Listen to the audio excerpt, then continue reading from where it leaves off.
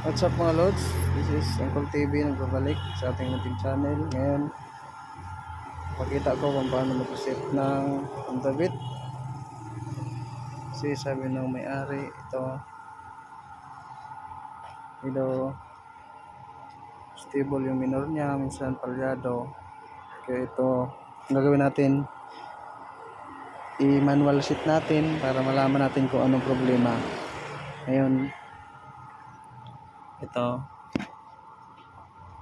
may ano tayo rito, wire ito. Tapos kita nyo to, binuksan ko na. Ngayon gagawin natin, ilagay natin to sa brown wire tsaka sa green wire. Set natin para malaman natin kung anong problema. Kasi pag once na nagtugadugtong to, makikita natin sa dashboard kung anong problema niya. Magbiblink. Tingnan nyo mga tol, i-open natin kung anong problema.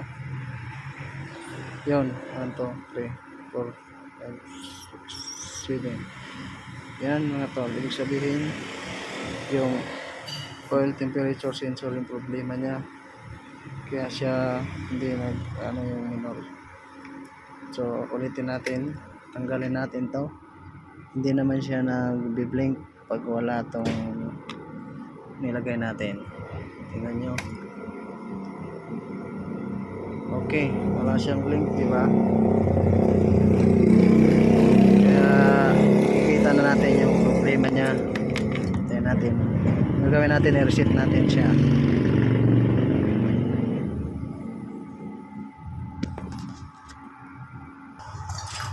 Ito, ang pagkita ko sa inyo, ito ang problema niya, yung oil temperature sensor ito.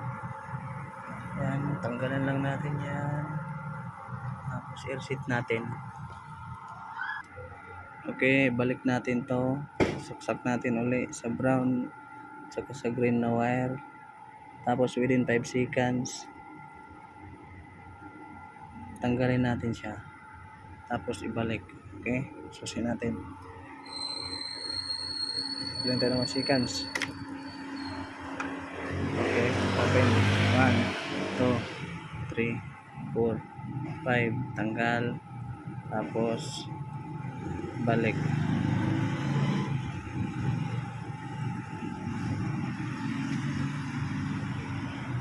Ayan, nagbi-blink na siya ng mabilis. Ibig sabihin successful yung reset natin, manual reset. Ngayon tayo natin, tapos dito naman tayo magtanggal sa kabila. Ito, dukutin lang natin sa ilalim. Ayan, ayan.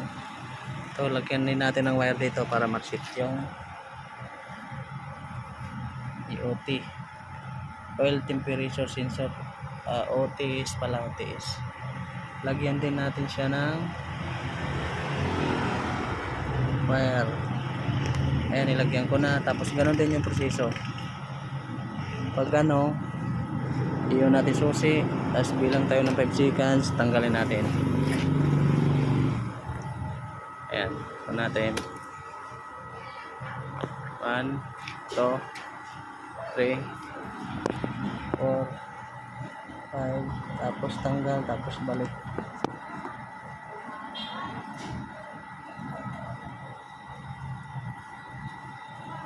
Tapos magra-rapid, ano na naman yun, no? Magra-rapid, ano na naman siya. Ibig sabihin, success yung ano natin, reset. Try natin.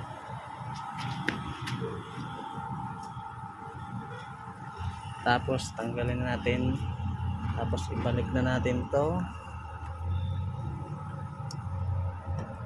Balik natin sa ilalim. Okay. Tapos ito rin, tanggalin din natin. Ay, yun natin muna, pantalin natin.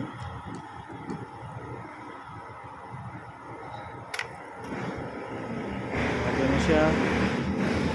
Wala ng problema. Tanggalin na natin to. Hindi na siya nag-work. Tanggalin natin.